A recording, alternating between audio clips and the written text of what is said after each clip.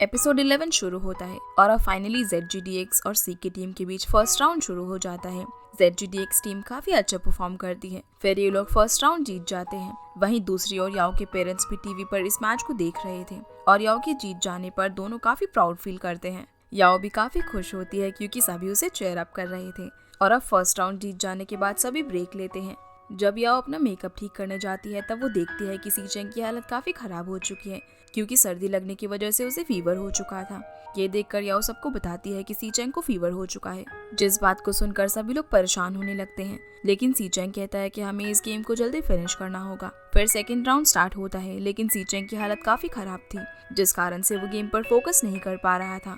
और इसी मूवमेंट में पूरी ZGDX टीम की हालत खराब हो चुकी थी क्योंकि सीचेंग किसी को भी लीड करने की कंडीशन में नहीं था। लेकिन फिर भी सीचेंग अपनी तरफ से पूरी कोशिश कर रहा था। दूसरी तरफ CK टीम इस चीज का काफी ज्यादा फायदा उठा रही थी। तब याओ अपना कमाल दिखाती है और वो सभी को लीड करने लगती है और इसी तरह याओ के कारण ZGDX टीम सेकंड राउंड भी जीत जाती है, जिस कारण से वो पूरे मैच के विनर बन जाते हैं। अब ये देखकर याओ काफी खुश थी और यहाँ मौजूद सभी लोग उसकी तारीफ कर रहे होते हैं। इसी बीच के याओ के पास आता है और पहली बार वो उसे अप्रिशिएट करता है, जिसके बाद दोनों टीम आपस में हैंडशेक करती है और यहाँ यांग उसका हाथ पकड़ लेता है और उसकी तारीफ करता है। लेकिन याओ को उसका टच अच्छा नहीं लगता और वो उसे हाथ छोड़ने के लिए कहती है। फिर प्रेस कॉन्फ्रेंस में याओ से कुछ सवाल किए जाते हैं, लेकिन याओ काफी नर्वस थी क्योंकि पहली बार उसने प्रोफेशनली खेलकर मैच जीता था, इसीलिए सीचेंग इन सभी सवालों का जवाब देता है। आगे ये सभी रेस्ट रूम में होते हैं, जहाँ याओ रियो को कहती है कि मैं इमीडिएटली यहाँ से जाना चाहती हूँ। तब रियो उसके जाने का कारण पूछता है तो याओ से हिचकिचाते हुए बताती है कि मेरे पीरियड स्टार्ट हो चुके हैं। ये सुनकर रियो कहता है कि सीचेंग भी अभी घर की ओर गया है, इसलिए वो उसे वापस बुला लेता है ताकि वो याओ को साथ ले जा सके। अब सीचेंग वापस आ जाता है और याओ उसकी गाड़ी में बैठ जाती है। वो याओ को पूछता है कि तुम्हें अचानक क्या हो गया, तो याओ उसे झूठ बोल देती है कि रियो ने मुझे तुम्हारी देखभाल के लिए भेजा है, जिस पर सीचेंग कहता है कि अरे मुझे ही फीवर हुआ है, मेरे दिमाग को थोड़ी ना हुआ है। इसी बीच याओ के पास जिमयांग की कॉल आ जाती है, जो मैच जीतने की खुशी में उसके साथ सेलिब्रेशन करना चाहती थी। लेकिन याओ से बताती है कि मेरे पीरियड स्टार्ट हो चुके हैं, इसलिए मैं नहीं आ सकती, और ये बात सीचेंग भी सुन लेता है। खैर आगे ये दोनों घर पहुंच जाते हैं और याओ अपने रूम में आकर आराम करने के लिए चली जाती है। इसी बीच उसके पास रियो का मैसेज आता है और वो कहता है कि तुम सीचेंग को मेडिसिन दे देना, जिस पर याओ कहती है कि मैं भला उसे मेडिसिन क्यों दूं, वो तो इतना बड़ा हो चुका है, क्या वो खुद मेडिसिन नहीं ले सकता। जिस पर रियो कहता है कि सीचेंग कभी कभी मेडिसिन नहीं लेता और अगर वो मर गया तो हमारे पास कोई और कैप्टन नहीं रहेगा, इसीलिए अब ना चाहते हुए भी याओ सीचेंग के लिए हॉट वाटर और मेडिसिन लेकर जाती है। हालांकि उसे काफी तकलीफ हो रही थी, लेकिन मजबूरी में उसे ये करना पड़ रहा था। अब याओ चुपचाप सीचेंग के कमरे में एंटर होती है तो वो उससे पूछता है कि तुम यहाँ पर क्या कर रही हो, जिस पर याओ कहती है कि मैं तुम्हारे लिए मेडिसिन लेकर आई हूँ।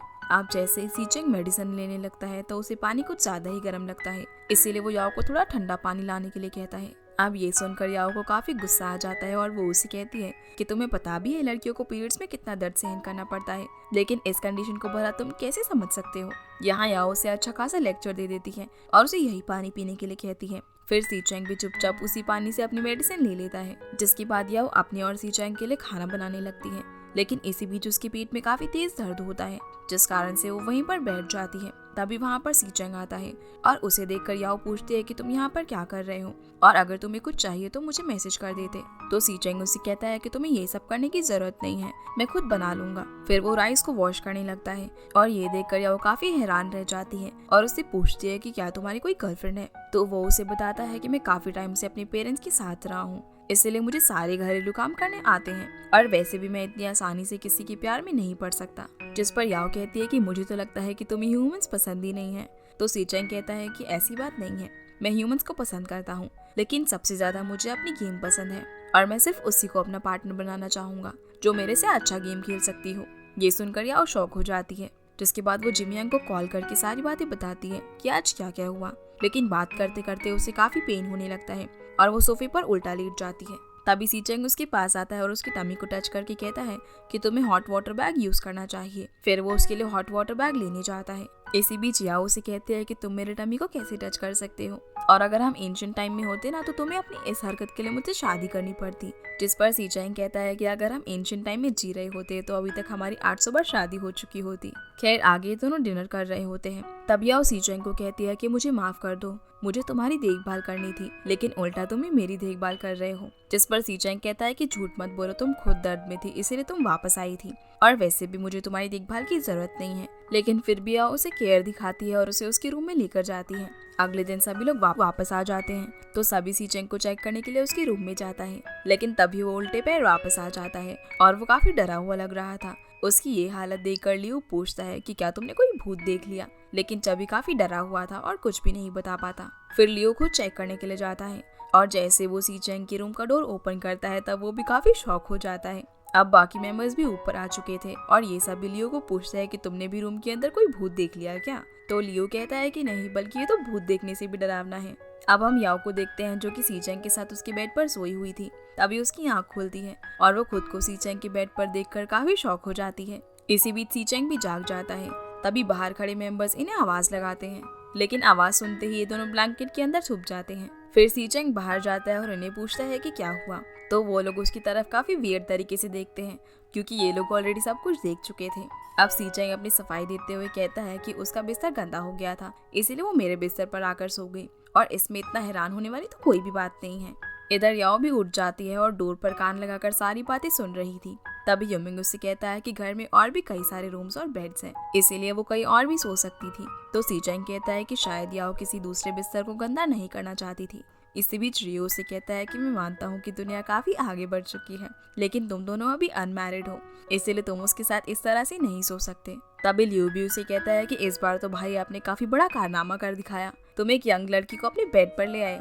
और ये सुनते ही सभी लोग जोर जोर से हंसने लगते हैं। तो सीचेंग कहता है कि उसने अपनी ग्रेजुएशन कंप्लीट कर ली है और वो शादी के लायक भी हो चुकी है। खैर आगे सीचेंग इन्हें यहाँ से भेज देता है और वापस से अपनी रूम के अंदर आ जाता है, जहाँ याओ नीचे फ्लोर पर बैठी हुई थी और उसने अपने ऊपर ब्लैंकेट ढका हुआ था क्योंकि वो काफी एम्बैरस फील कर रही थी। जैसे ही सीचेंग उसके ऊपर से ब्लैंकेट हटाता है तो याओ उसे सॉरी बोलती है और बताती है कि कल रात मुझे काफी ठंड लग रही थी और मुझे बहुत नींद भी आ रही थी, इसलिए मैं यहीं पर आकर सो गई। जिसके रिप्लाई में सीचेंग कहता है कि अगर आज हम एंशिएंट टाइम में जी रहे होते तो तुम आज डूबकर मर गई होती या फिर मुझे तुमसे दोबारा शादी करनी पड़ती। जिसके बाद वो अपने ब्लैंकेट को चेक करने लगता है कि कहीं याओ ने उसका ब्लैंकेट तो गंदा नहीं कर दिया, पर तभी याओ उसे रोक देती है और कहती है कि अगर कहीं से गंदा हुआ भी होगा तो मैं उसे वॉश कर दूंगी। पर सीचेंग उसकी बात नहीं मानता और दोनों ब्लैंकेट को एक दूसरे से छीनने लगते हैं, जिस कारण गलती से याओ सीचेंग के ऊपर गिर जाती है और ये दोनों एक दूसरे को इस मोमेंट में देख रहे थे। तभी चबी यहाँ पर आ जाता है और इन दोनों को दोबारा से इस कंडीशन में देख लेता है, लेकिन वो ऐसा रिएक्ट करता है कि मानो उससे कुछ नहीं देखा हो। रात में सीचेंग याओ के बारे में सोचकर स्माइल कर रहा था, वहीं दूसरी ओर याओ भी उसके बारे में सोच रही थी। अगले दिन ये सभी लाइव स्ट्रीम करते हैं। इधर यांग भी याओ को लाइव देख रहा था, जिसके बाद वो अपनी गेमिंग स्टार्ट करती है। तभी सीचेंग अपनी स्ट्रीमिंग छोड़कर याओ के करीब आता है और उसे डिस्ट्रैक्ट करने की कोशिश करता है, जिस कारण से याओ गेम में गलत कैरेक्टर चूज कर लेती है। ये देखकर सीचेंग कहता है कि क्या तुम्हारा दिमाग इतना कमजोर हो चुका है, जिस पर याओ कहती है कि मैं भूल गई थी और अब तुम मुझे परेशान मत करो। लेकिन सीचेंग चुप नहीं होता और वो उसे और भी ज्यादा परेशान करने लगता है। इसी बीच वो उससे कहता है कि मुझे वो मोमेंट याद आ रहा है जब तुम मेरे बेड पर कांप रही थी। ये सुनकर याओ को काफी गुस्सा आता है और उनकी ये सारी बातें ऑडियंस तक जा रही थी। इतने में ही एक फीमेल फैन याओ के पास मैसेज करके कहती है कि तुमने मेरे हस्बैंड को इनफेमस कर दिया। दरअसल ये लेडी सीचेंग को अपना हस्बैंड बता रही होती है, जिसके रिप्लाई में याओ कहती है कि मैंने तुम्हारे हस्बैंड को टच भी नहीं किया, वो बिल्कुल प्योर है। जिसके बाद सीचेंग सारी ऑडियंस को बता देता है कि कल रात क्या हुआ था। इसी बीच जिमयांग फेक आईडी से सीचेंग के पास मैसेज करती है और उसे कहते हैं कि तुम इतने बड़े हो गए हो, क्या तुम्हारी अब तक कोई गर्लफ्रेंड नहीं बनी, और मुझे तो लगता है कि शायद तुम्हें ह्यूमंस पसंद नहीं है। लेकिन सीचेंग को पता चल जाता है कि ये मैसेज जिमयांग ने किया है, क्योंकि उसे ही पता था कि सीचेंग को ह्यूमंस पसंद नहीं है। ये देखकर सीचेंग याओ को कहता है कि तुम्हें मेरे बारे में इस तरह र्यूमर्स नहीं फैलाने चाहिए, क्योंकि क्या होगा अगर मेरी शादी नहीं हुई तो। वहीं हम यांग को देखते हैं जो कि याओ से मिलने के लिए उसके घर की ओर आ रहा था, लेकिन बाहर उसे वॉचमैन रोक लेता है और उससे पूछता है कि तुम कहाँ जा रहे हो। जिस पर यांग कहता है कि मैं किसी से मिलने आया हूँ। तो वॉचमैन उसे कहता है कि तुम उसे फोन करके बाहर बुला सकते हो, लेकिन यांग अपना फोन घर पर ही भूल चुका था, इसलिए वो वॉचमैन के फोन से याओ को कॉल करता है। जिसके बाद याओ उससे मिलने के लिए बाहर आती है। तब बाहर उसे आजिया मिल जाता है, जो कि याओ की जिमयांग के साथ बात करवाता है। दरअसल जिमयांग को पता होता है कि याओ की लाइव स्ट्रीमिंग देखने के बाद यांग उससे मिलने जरूर आएगा, इसीलिए वो उसे यांग से दूर रहने के लिए कहती है। फिर याओ यांग से मिलती है और वो उसे दोबारा से रिलेशनशिप में आने के लिए कन्विंस करने लगता है। इसी बीच यांग उसे हक कर लेता है। तब याओ उसे पीछे हटाने की कोशिश करती है, लेकिन यांग ने उसे कसकर पकड़ा हुआ था। इधर आजिया छुपकर जिमयांग को वीडियो कॉल के जरिए सब कुछ दिखा रहा होता है। अब किसी तरह याओ यांग को पीछे कर देती है तो याओ उससे पूछता है कि क्या तुम्हारे और सीचांग के बीच कुछ चल रहा है, जिस पर याओ कहती है कि उसने लाइव स्ट्रीमिंग के दौरान ऑलरेडी सब कुछ क्लियर कर दिया है। इधर जिमयांग सीचांग को मैसेज करके उन दोनों के बारे में बता देती है और ये पता लगने के बाद सीचांग तुरंत इन दोनों के पास चला आता है। पर वो याओ के पास आकर कहता है कि मुझे कैंडी खरीदने जाना है, पर मैं अपना वॉलेट घर पर ही भूल चुका हूँ, इसलिए तुम मुझे कुछ पैसे दे दो। तो याओ उसे पैसे दे देती है और जाने से पहले सीचांग याओ को कहता है कि वैसे तो मुझे तुम दोनों से कोई प्रॉब्लम नहीं है, लेकिन मैं तुम्हें ये बताना चाहता हूँ कि शॉर्टी फाइनल में जा रही है, इसलिए उसके पास तुम्हारी बातें सुनने का टाइम नहीं है, क्योंकि इस बार ट्रॉफी ZGDX टीम विन करेगी। और ये कहकर वो यहाँ से चला जाता है। अब यांग भी याओ को लास्ट टाइम हक करके यहाँ से जाने लगता है, क्योंकि याओ अब उसके साथ रिलेशनशिप में नहीं आने वाली थी। यांग याओ को देखते हुए यहाँ से जा रहा होता है। इसी बीच इन दोनों को अपना पास्ट याद आ जाता है।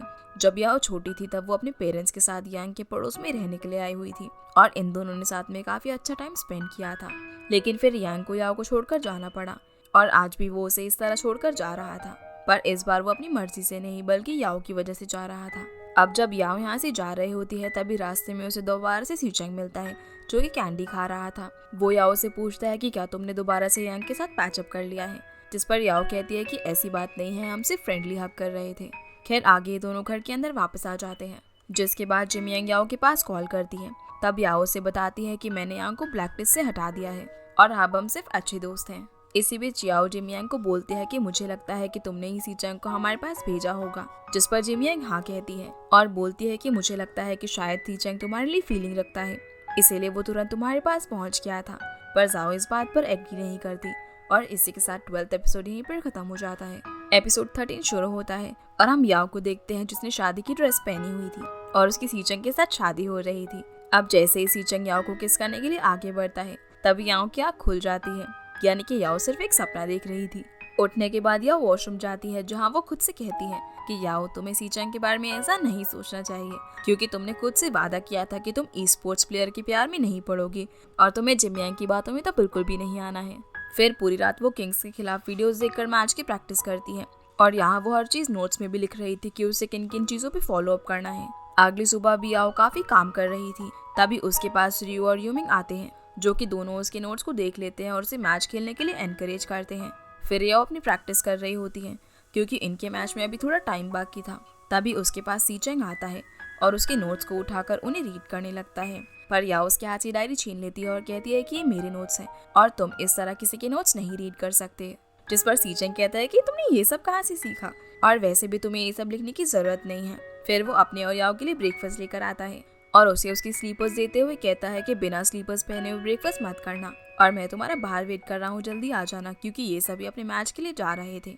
अब जैसे ही याओ बस में एंटर होती है, जहाँ सीचांग उससे उसके नोट्स मांगता है और कहता है कि मुझे उन नोट्स को एनालाइज करना है, जिस पर याओ कहती है कि अभी कुछ देर पहले ही तो तुम मुझे मना कर रहे थे कि नोट्स की कोई जरूरत नहीं है, तो अब तुम इन्हें क्यों मांग रहे हो। खैर याओ उसे अपनी डायरी दे देती है और इनकी बस यहाँ से निकल पड़ती है। इसी बीच सीचांग के को भी ये नोट्स दिखाता है। फिर ये लोग अपने डेस्टिनेशन पर पहुंच जाते हैं और यहाँ इनका मैच किंग्स टीम के साथ होने वाला था। अब इन लोगों का मैच स्टार्ट होता है और याओ सभी को लीड कर रही होती है, क्योंकि याओ ने किंग्स टीम के बारे में काफी डीपली स्टडी की हुई थी और उसे अच्छी तरह पता था कि किंग्स टीम की क्या क्या स्ट्रेंथ और वीकनेसेस हैं। इसीलिए फाइनली ZGDX टीम ये मैच जीत जाती है।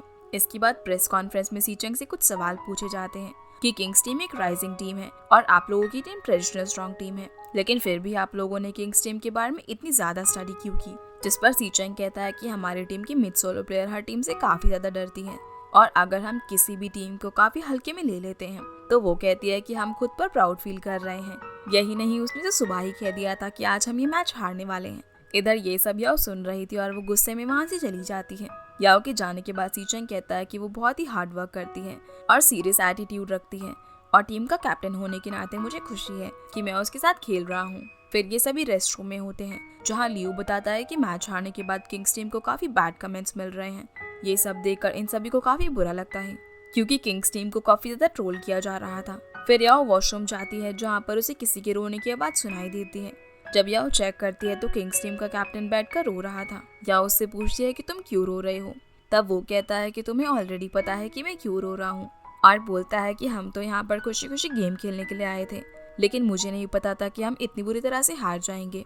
लोग हमें डांट रहे हैं और काफी बुरे कमेंट्स मिल रहे हैं। तो याओ उसे चेयर अप करने की कोशिश करती है और कहती है कि ऐसी बात नहीं है, अगर ZGDX टीम हार जाती तो लोग हमें भी ट्रोल करते और शायद तुम्हें इसलिए ज्यादा दुख हो रहा है क्योंकि लोग तुम्हारा जीतना एक्सपेक्ट कर रहे थे लेकिन तुम लोग हार गए और मैं तुम्हारी सिचुएशन को बहुत ही अच्छी तरह से समझ सकती हूँ। वो उसे बताती है कि जब मैं नई थी तो मुझे भी लगता था कि मैं as a newcomer fearless हूँ और जब मैंने अपना पहला ट्रेनिंग मैच विन किया था तब मुझे खुद पर काफी प्राउड फील हुआ था। लेकिन एक दिन हमारा कंपटीशन टैग टीम के साथ हुआ था जिसमें ताई ने हमें बहुत ही बुरी तरह से हरा दिया था और मुझे आज तक उस शौक से निकलने का रास्ता नहीं मिला। तो ये कैप्टन उसे कहता है कि तुम्हारे पास एक अच्छी टीम है और तुम उन सब पर भरोसा भी करती हो, जिस पर याओ कहती है कि तुम्हारे पास भी एक अच्छी टीम है और एज अ राइजिंग टीम तुम्हारे पास अभी भी जीतने की गुंजाइश है, इसलिए अगली बार पूरी तैयारी के साथ आना। अब ये दोनों बाहर आ जाते हैं जहाँ इन्हें सीचंग मिलता है। सीचंग याओ से कहता है कि तुम यहाँ पर क्या कर रही हो और तुमने मेरी कॉल पिक क्यों नहीं की। फिर वो उससे कहता है कि तुम हमेशा ओपोनेंट टीम के कैप्टन्स को क्यों रुला देती हो और वो तुम्हें इतनी दुख भरी नजरों से क्यों देख रहा था। खैर आगे सभी लोग वापस जाने लगते हैं तो बस के अंदर याओ चाबी को बताती है कि जब मैं वॉशरूम के लिए गई थी तब मैंने देखा कि किंग्स टीम का कैप्टन बैठकर रो रहा था क्योंकि सभी लोग उसे काफी ज्यादा ट्रोल कर रहे थे और हमें पागलों की तरह अप्रिशिएट किया जा रहा था। फिर याओ सीचंग के पास जाती है और उसे कहती है कि मैं दोबारा से ताई के साथ कॉम्पीट करना चाहती हूँ। ये सुनते ही सभी याओ की तरफ देखने लगते हैं। सीचंग उससे पूछता है कि क्या तुम्हें ताई से अब डर नहीं लगता, तो याओ कहती है कि हाँ लगता है, लेकिन फिर भी मैं उसके साथ खेलना चाहती हूँ। वो उसे एक बार पूछता है कि क्या तुम मैच के लिए बिल्कुल तैयार हो, तो याओ हाँ कह देती है। अब इतना सुनते ही सीचंग ताई के पास मैसेज करता है और उसे कल शाम को मैच खेलने के लिए बोल देता है। हालांकि रियो उसे मना करता है क्योंकि अगर इस बार भी याओ उसके साथ हार गई तो इस चीज का उसके दिमाग पर बहुत ही गहरा असर पड़ेगा। लेकिन सीचंग रियो को कहता है कि अगर मैंने उसकी हेल्प नहीं की तो याओ ये सब खुद भी कर सकती है। फिर वो मैच के लिए तैयारी करने लगती है और इसी के साथ ये एपिसोड यहीं पर खत्म हो जाता है। तो गाइस ये थी आज की वीडियो एंड आई होप आप लोगों को ये वीडियो पसंद आई होगी, तो वीडियो को लाइक कर चैनल को सब्सक्राइब जरूर कीजिएगा। आपसे फिर मिलते हैं अगले एपिसोड में, तब तक के लिए गुड बाय।